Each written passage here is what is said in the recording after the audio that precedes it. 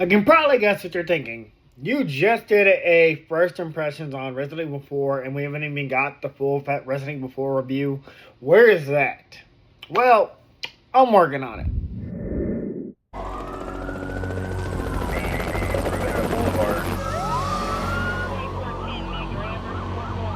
This pandemic has spread faster than any disease in modern history.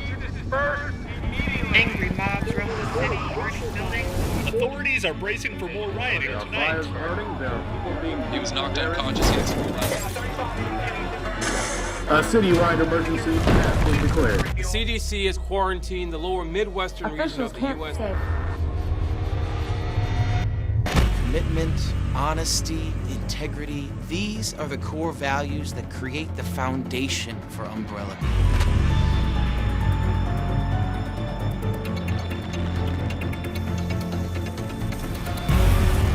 It's this foundation that will continue to build a brighter future for all of us.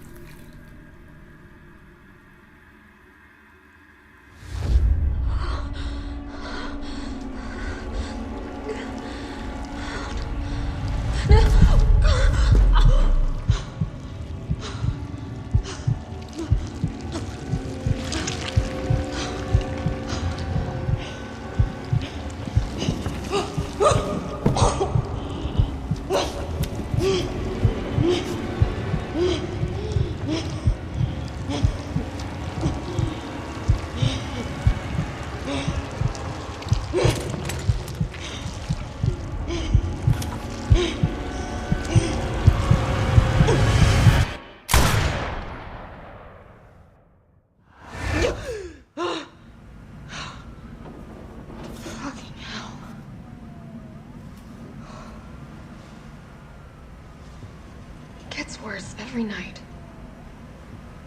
Hey guys, welcome back to Everything Anime Podcast. I'm your host Shinry here with Everything Anime Podcast. I'm from anime, manga, video games, TV shows, everything I'm talking about. Today's video is my first impressions of Resident Evil 3. Now, when I do my first impressions of a video game, what I usually do is I play an hour and a half of the game just to get like my first thoughts, get like some opening gameplay, figure out how the game goes. And then I like to give a full or in-depth review of the game after I beat it later. So first impressions is like, is it worth your time? Is it worth the money? Do I feel like I'll keep playing it? You know, I think you can get a good impression of a first an hour and a half. And if you've seen my channel, you know I'm pretty good at doing first impressions of a lot of games that I play and own. And there is a lot of games I still have not finished, including Assassin's Creed Shadows, Ghost of Yotai, which do have first impressions, and Resident Evil 4. Those are the PS5 games I'm currently working on, as well as a game that was supposed to be done on Thanksgiving, but it'll probably drop sometime. I don't know when I'm going to have that one drop. I definitely want to save it for a special occasion, so I'll probably finish editing it, typing it up, and then I'll just release it on like Thanksgiving 2026. You'll see what that game review is. Unless my brother told me it comes true when a trailer drops or there's some kind of announcement, it'll come out early. Anyways, let me explain how I went from doing Resident Evil 4 back to Resident Evil 3. So, when I first played Resident Evil, I just had my Resident Evil 2 game review, and I'm not going to go into full depth about that. I've already talked about my relationship with Resident Evil. But pretty much, I had never, in a short version, I had never played the games. I had seen all the movies, the live action. I don't know anything about any cartoons. I don't really know about any spinoffs. But I had seen the live action Resident Evil, Resident Evil Apocalypse, Resident Evil Extinction, Resident Evil, so on and so forth, to the final saga, or the final chapter. I had seen all the live action. And then it was like just this year, a couple months ago, I played Resident Evil 2 for the first time. My initial first impressions, I was not liking the game. My full in-depth review of the game, I ended up loving it because I figured out how to take on the zombies. So I had jumped to Resident Evil 4 because I heard that was a continuation of Leon's story. And so I did the first impressions, and I have not played it since my first impression of Resident Evil 4. I just kind of went back to the game I was working on that was supposed to be done for Thanksgiving. However, my friend was telling me, you know, Resident Evil 3 takes place at the same time as Resident Evil 2, and at the same time, sorry, I had just got a text and that threw me off. But at the same time, he's like, you know, it's a shorter game. So I'm like, okay, let me go back to Resident Evil 3. I can knock this out, have this game review out for, you know, 4th of July. Then do an in-depth review of Resident Evil 3, and then probably go back to Ghost of Yotai or Assassin's Creed Shadows or Resident Evil 4. Whichever one I feel like doing first, I'll probably like throw some confetti in the air, because I'm going to get all those games out this year. Maybe not all in 1 month, but out this year for sure. So anyways, let's start talking about my first impressions. So I do like the opening of this game. You know, you wake up in this apartment and you're playing as Jill Valentine. She's having like a nightmare that she's been turned into a zombie. Now, from my understanding of Resident Evil 1, this character Jill Valentine and some others were in the mansion that's in Resident Evil 1 movie. And like they got betrayed by like one of their friends or whatever, Baxter. I don't remember the whole lore, and I haven't played Resident Evil 1, and as far as I know, there's no remake of it for PS5. If there's a remake for PS4, I'll probably play it. But I've never played the remake of Resident Evil 1 or the original Resident Evil 1. So all I know is from Resident Evil 2, and that's all my understanding of the games. However, I was kind of aware of Jill Valentine just because I've seen her in the movies, and then like this game kind of sets it up that she was a part of STARS, which were like the crew that went to that mansion to like try to find out something. Again, I don't know the full detail, but I did like that dream sequence that she like woke up and like she thought she tried to turn into a zombie. I also like that they're aware that they're zombies. I think in Resident Evil 2 they didn't have a name for them, even though they knew they were zombies, or like the inkling was that they were zombies. They were like, you know, infected. I think that's what we're called. But like basically they're zombies, and this game kind of acknowledges that they're already aware that zombies exist, or that the T-virus has been out and infected the city. So that was interesting. Also, the other thing that threw me off was, and I know his name is Nemesis, but because I just bought Mr. X and got chased down by Mr. X in Resident Evil 2, I kind of just went with that before I called a nemesis. But this whole Mr. X, twin brother scene where he just immediately starts coming out the character at the beginning of the game, I was like, holy shit, okay, we're already thrown into this. Like, nemesis is coming after us. And, the chase sequence was great. I'll probably speed through it so you can kind of see, like, some of the gameplay around it, because normally I'll just let, like, the game, like, play all the way through so you guys can see, what I was doing while I was gaming. But, yeah, that was pretty cool. That was pretty intense. That was a great opening, especially going from Resident Evil 2 remake to this. That was a great... Oh, yeah. Hi, Terrence from the future here. So I played a little bit more. I wish I had played a little bit more before I had fully posted my review of my first hour and a half.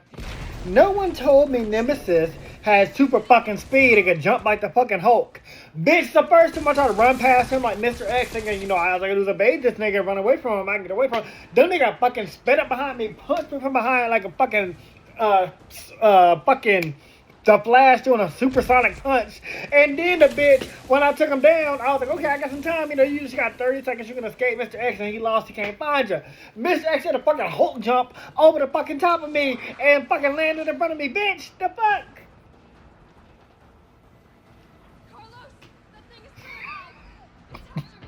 Oh, gave me a goddamn heart attack. Anyways, that's gonna be an annoying trope, I can already tell. The other thing I've become aware of so far is that Jill Valentine, she's a cop as well, and she has information on the Umbrella Corporation. She's aware of what they've been doing, and her whole plan kind of is to expose them. She had like notes, she had like the red lines, she had who did who and who's been behind what. She had it all together, and in 5 days she was planning to leave Raccoon City with that information. Apparently she had like 3 days left according to her calendar.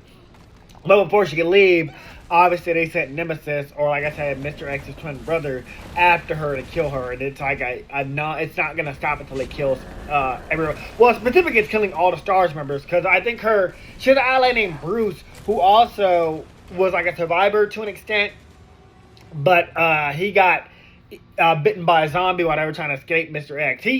Or Nemesis. He does explode Nemesis with like a rocket launcher, and Nemesis seems to die, but obviously since he's like on the cover of the game, he's coming back. But he took down Nemesis, and then him and Jill ran into like a shelter to try to like escape the zombies that were like breaking this like barrier, and then he got bitten trying to protect her, and he basically told her like, leave, get out of here, it's too late for me, and stuff like that.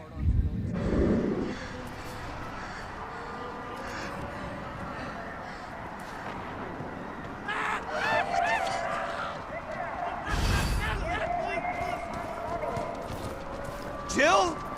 Over here! Brad! You okay? What was that thing?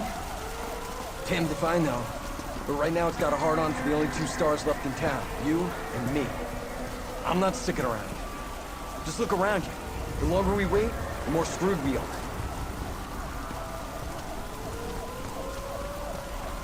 How did this all happen so fast? I don't know. One fucked up thing always leads to another. It's like Arclay on steroids.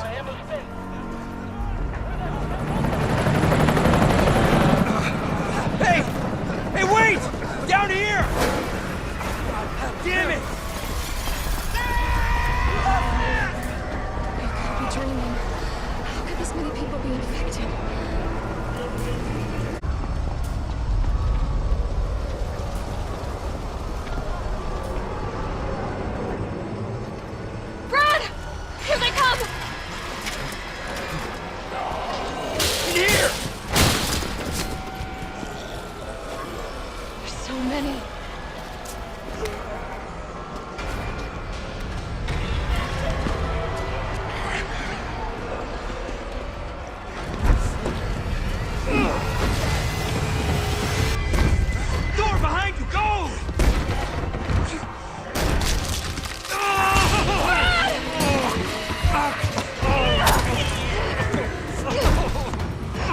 Don't think about it. We're gonna make a run for it. Come on, Jill. We know how this ends. No, I don't. Are we still a team? Always. Then do me a favor. Don't fuck up like I did. Go!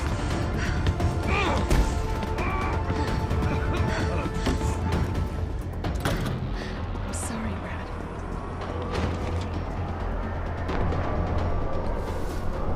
Sorry.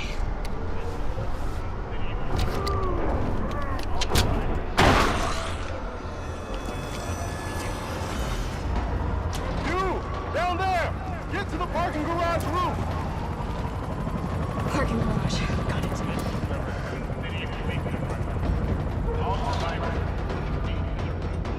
Sir, are you all right? Stay back! Don't come any closer! Hey, come on. There's a helicopter waiting to take you to safety. What safety? I'm not going out there!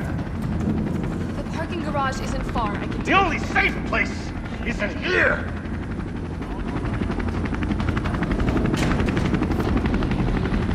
Sir, what's your name? I can't just leave you behind. It's Dario Rosso. And yeah, right. You just want to steal my safe house. Get your own, Missy. Missy? Would you please calm down? I'm a police officer. I'm here to help you. Yeah. Oh yeah, you've been doing a bang-up job. You want to help? Go handcuff yourself to one of those freaks. Sir, this is your last chance. No one else is coming for you. I'm not going anywhere. I'd rather starve to death in here than be eaten by one of those undead monsters. Now leave me alone!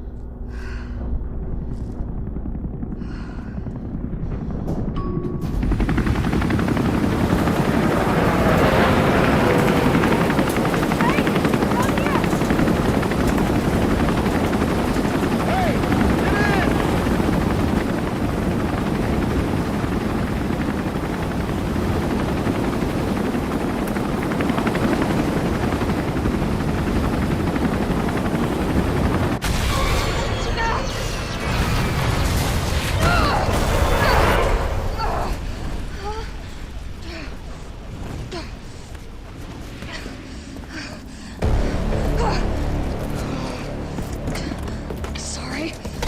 Oh,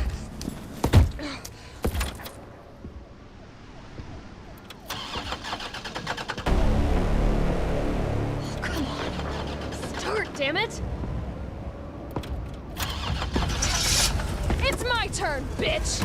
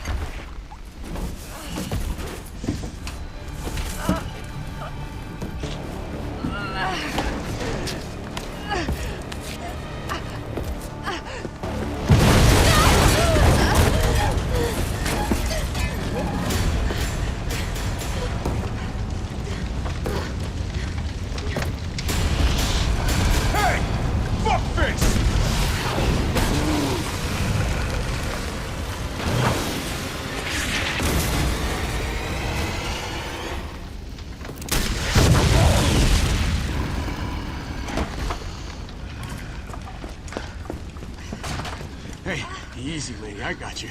Who are you? What are you doing? Name's Carlos, and I'm saving you. Come on. Let's get you someplace safe.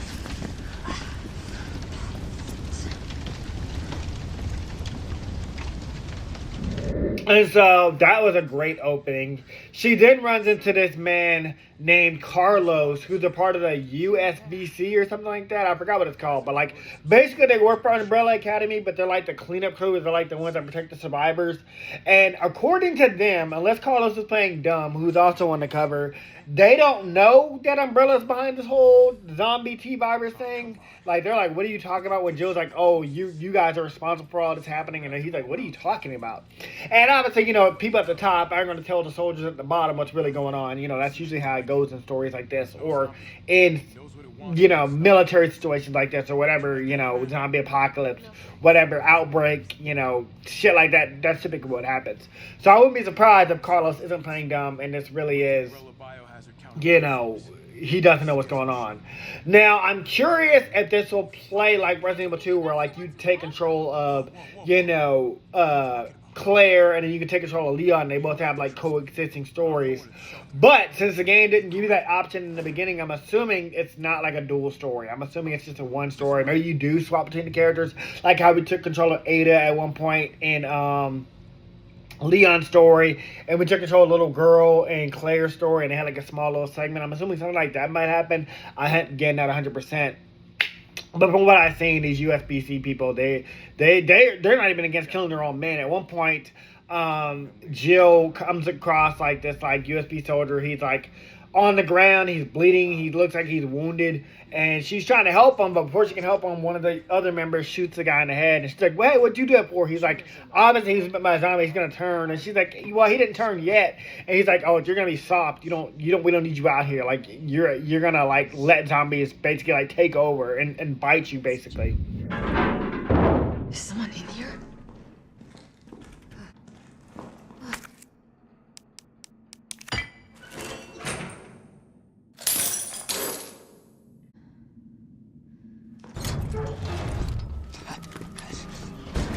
You're UBCS?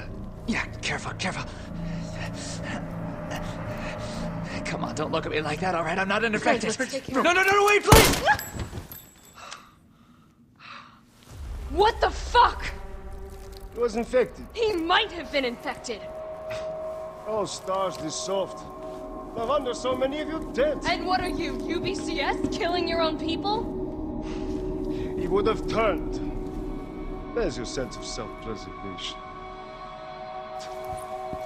Go back to the subway station. We don't need a bleeding heart like you getting in the way. So, that was pretty cool. I didn't get too far, but gameplay-wise, there are some changes I can already tell. For one, shooting the zombies in the head like the game recommends, it says sometimes a one shot to the head might take them down. Again, 4 shots to the head takes them down, but they're not dead. They're not, even though they're undead, they're still not down. You have to still stab them with your knife, because the zombies will just get the fuck back up and after playing possum and bite you automatically. So that was kind of annoying. Second problem I have, the combat knife is useless as fuck. In the first game, your combat knife was breakable, so you had to like pick and choose when to use it. Second of all, if a zombie grabbed you, you had the option to stab him with your combat knife. You would lose it until you obliterate that zombie or that zombie died, and you could pick the combat knife back up. There was also combat knife scattered around the game, so it made it useful to pick it up. The combat knife, I mean, I'm swiping at the zombies. It's barely doing damage. And even when the zombie's on the ground, like I hit it in the head, I gunned it down, and I'm trying to make sure it's dead. As I'm trying to stab it, it still gets up and can fucking grab me.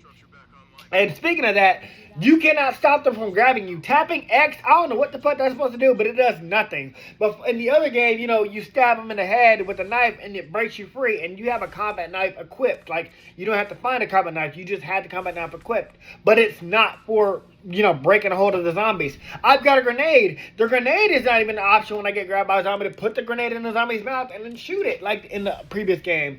So I'm like, what is the point of the combat knife if you're taking away the utility of, like, breaking free of these zombies? Yes, there is a dodge thing, like a swift dodge to get out of the way of zombies to try to grab you. It's kind of like, basically like run away over fight, don't waste bullets unless you're cornered. It's one of those games where, like, conserve your ammunition. Silent Hill 2, probably other Silent Hill games, like, basically conserve your ammo until absolutely necessary. avoid combat at all costs, you know.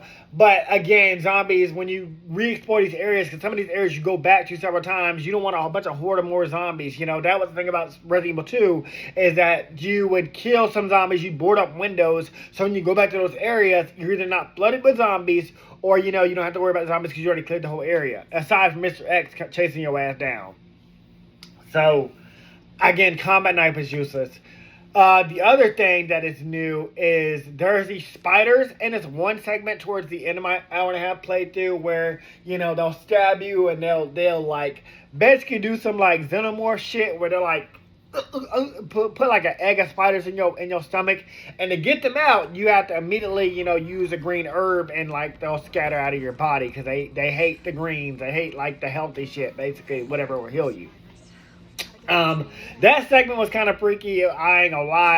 I enjoyed it though. It wasn't bad. It was kind of freaky. You're trying to power up these 4 generators at the same time. You're going through like this web of like spider layers and stuff. And like I said, if they catch you, they'll infect your body with spiders, which is gonna be the ending clip of this game. Because I didn't get to a cutscene that was like too significant by the end of my first playthrough. But yeah, very fun. I can already tell them I have a great time aside from the combat knife being useless. I liked that the bolt cutters everything again. Once again, finding clues, you know, finding the combinations to safe, you know, looking around, exploring. The game rewards exploration because that's how you, like, you know, add utility to your guns, to your weapons and stuff like that, and increase your pouches. So exploration is a big thing. From what I've seen from 4 to this 3, I do know 4 is a different jump. 4 is more like, you know, action-packed adventure game, which I got from my brother because I think he'll like it, as well as my nephew. I think I like 4 as well, but I do like the like horror combat of like 2 and 3 so far, and possibly 1 again. I never played 1, so I'm not sure how 1 goes.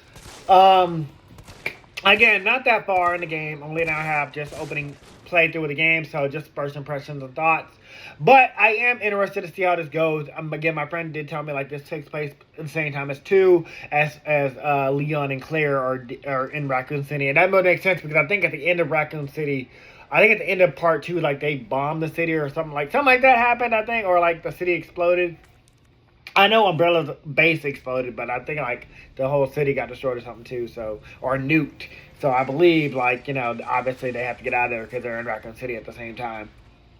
But anyways, that's all for my first impressions. You can let me know some things about the game if you want to, about like some tips and tricks. Because again, I know with the tips for 2, you know, you shoot the zombies in the leg, you know, you down them, and then you take them out with the combat knife and they stay out the way.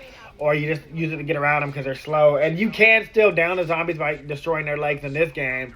But again, just kind of like not as useful with the combat knife being like impractical and the grenades not, you know, keeping the zombies off of you. So that's all for this video. I hope you guys enjoyed. Just quick little first impressions. Anyways, I'll see you guys in the next one. Talk to you later. Happy New Year's. Bye.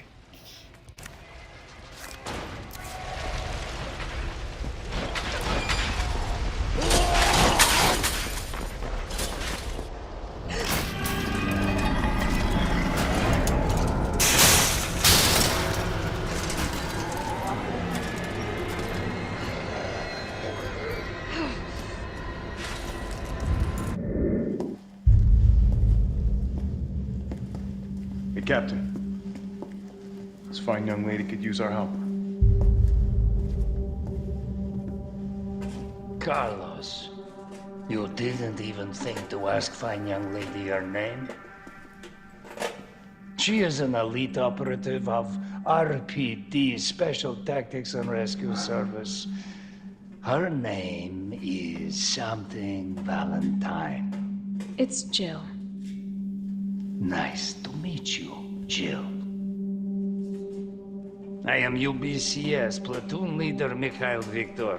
My team was sent here to rescue civilians. Right. How's that going for you? The city is completely cut off, isolated. Most of the 100,000 civilians will wind up dead. Correction, undead. My platoon has suffered serious losses.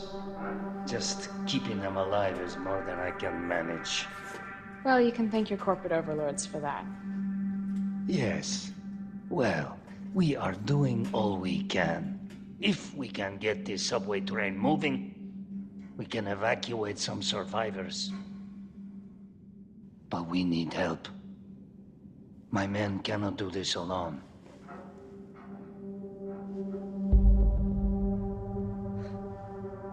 All right. I'm in. But I am on their side, not yours. Oh, hey. It's cool. We all want the same thing. Thank you, Jill. All right, Super Cop. Here you go. We can use this to stay in contact. I know what a radio is. Hey guys, this video was sponsored by me, the author of the Shinry series, the Chronicles of Wayne, and Monsterverse. So I figured I'd do this outro a little bit different by showing you guys what you guys will be checking out. So, the Shinry series starts with Book 1, Shobu Samurai Project Aryoku. 10 years after the death of his parents, Shobu Samurai returns home seeking vengeance, but instead faces the choice to save his home from shadow creatures, blood beasts, and an organization once thought dead. Shinry's Shobu Samurai starts at $9.99. And if you love anime, manga, Naruto, One Piece, Bleach, Yu Yu Hakusho, Fairy Tail, Shaman King, Rave Master, Zatch Bell, anything like that, the Shinry series is definitely the series for you. You'll definitely want to check it out. The Sword of Light is probably the thickest one so far. And then these books are 2. This is Enter the Dread Zone Tournament. And the series original ending, Arado, the Legendary Konjuis Master. So, and I'll just show you guys some of the covers. Really proud of all of these. But I hope you guys check it out. If you don't like that, I also have the current published books for the Chronicles of Wayne, Love Be Damned, Cotton Candy, Full Moons, Fabled Lovers, A Cursed Virgin's Bite. If You Go Where Monsters Dance, Red will Rain Over Your House. Love Be Damned. Now, the Chronicles of Wayne is about a geeky guy, or a nerdy guy in high school. His senior year, he has a crush on the hottest guy in school, because of course he does. He's only got one best friend, and her name is Barb. Well, the hottest guy in school turns out to be a werewolf. And to make the story more interesting, he bites Wayne and turns Wayne into the first ever wolfman in the last 10 years. And because of that, it was also a sacred law that wolfmen should never be created. I don't want to get into too much of the Chronicles of Wayne without spoiling it, but I can tell you it's very short. This one sells for $6.99, and Love Be Caged right after it. The ending of this trilogy, Love Be Liberated, comes out in October. So I'm going to definitely do a more full in-depth review of this one. But yeah, it's an LGBT fantasy fiction story about werewolves, vampires, white witches, a dark warlock, and, well, many, many more surprises to come. So if you guys like to read, I definitely recommend. These are all the books so far in the Shinry series, except for Shinry's Beginning. I do have that one, but it's just not here with me. But yeah, I appreciate a like, support, or just a review on Amazon. Either way, thank you guys for watching. I hope you guys have a great day.